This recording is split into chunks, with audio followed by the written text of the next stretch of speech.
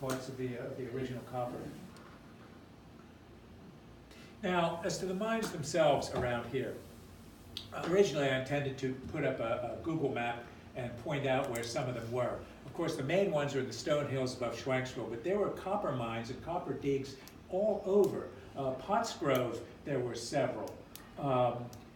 Above Hickory Park, if you know where that is, on Ludwig Road, going up from Hickory Park by Hickory Valley Golf Course, and that goes up to Gilbertsville Road. There were several along there. This is Skull's map from 1756, Nicholas Skull, and this is Caledonia Copper Mine, and here's Copper Mine. This is the ones at Schwanksville. Here's the intersection. Here's the 422 going up through Pottstown.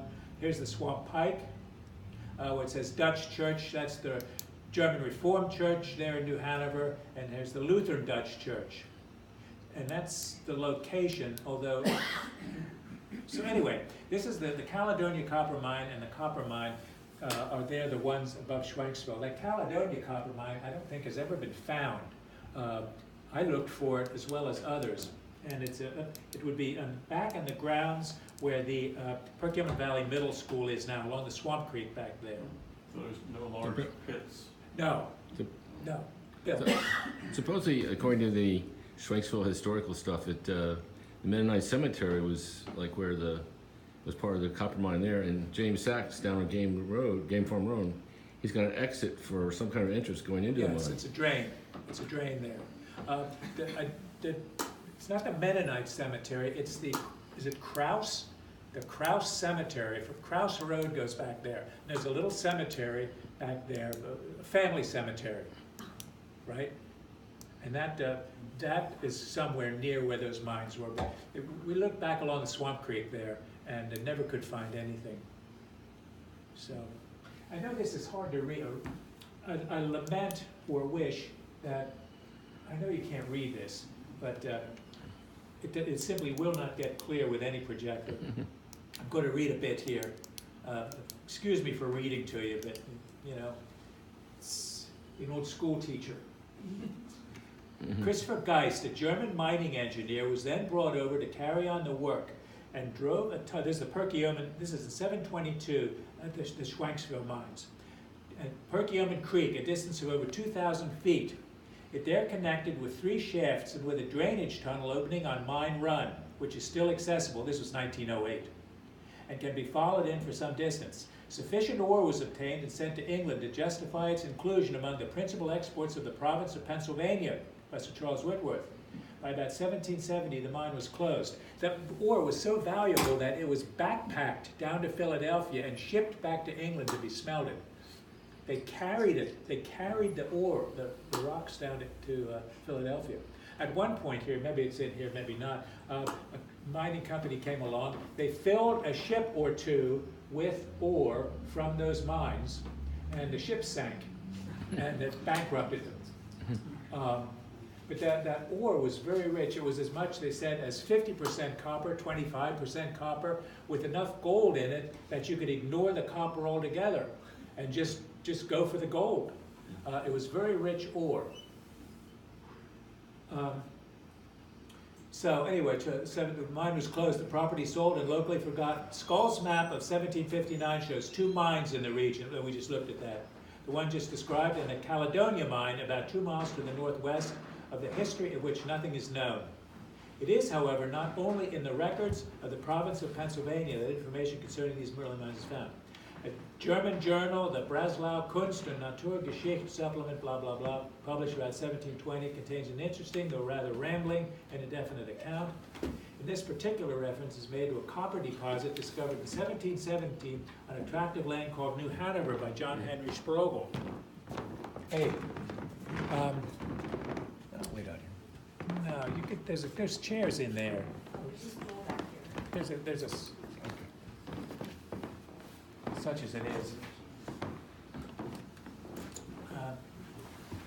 Yeah. Now, 1717 is the right date because that's when the first deeds went out in that area there in New Hanover, on a tract of land called New Hanover by John Henry Sprogel, the one which had been essayed by blah blah blah Berlin form.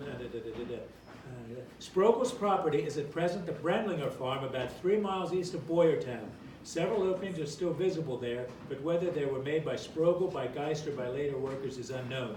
I know just where those are the ones up along Ludwig Road that I was talking about, above the Hickory Valley Golf Course.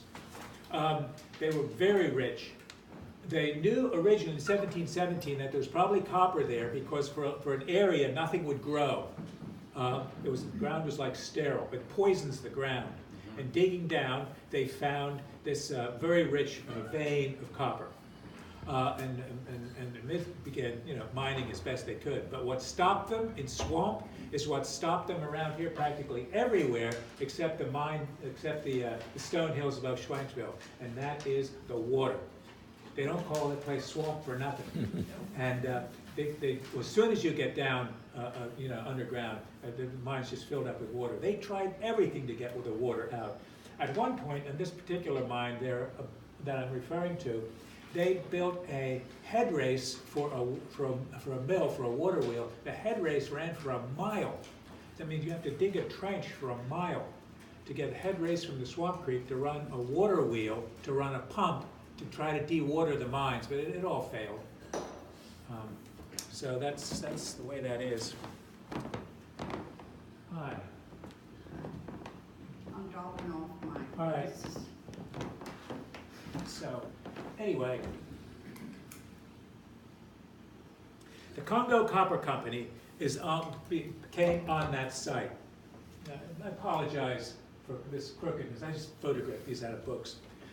The Congo Copper Company is on that exact same site. That mine that was started to work in 1717.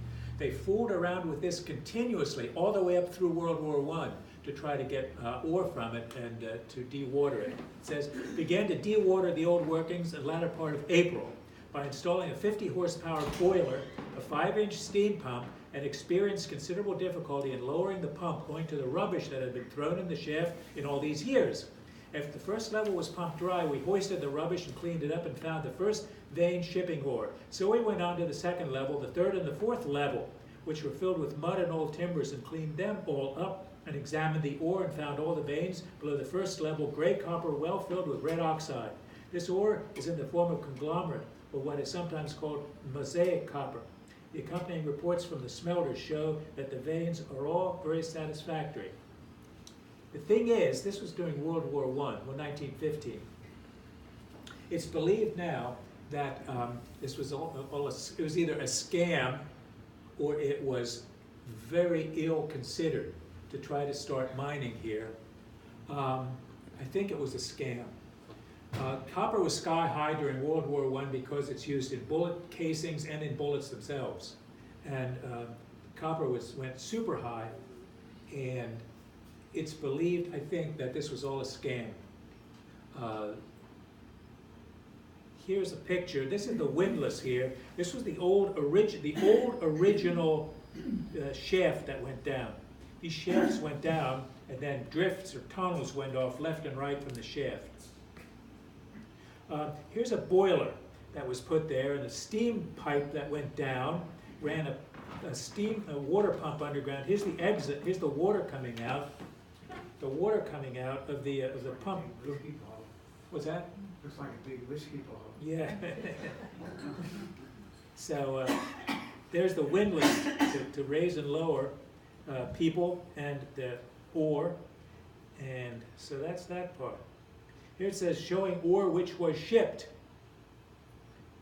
Well, this goes into something else. All the money that went into that mine stayed in there.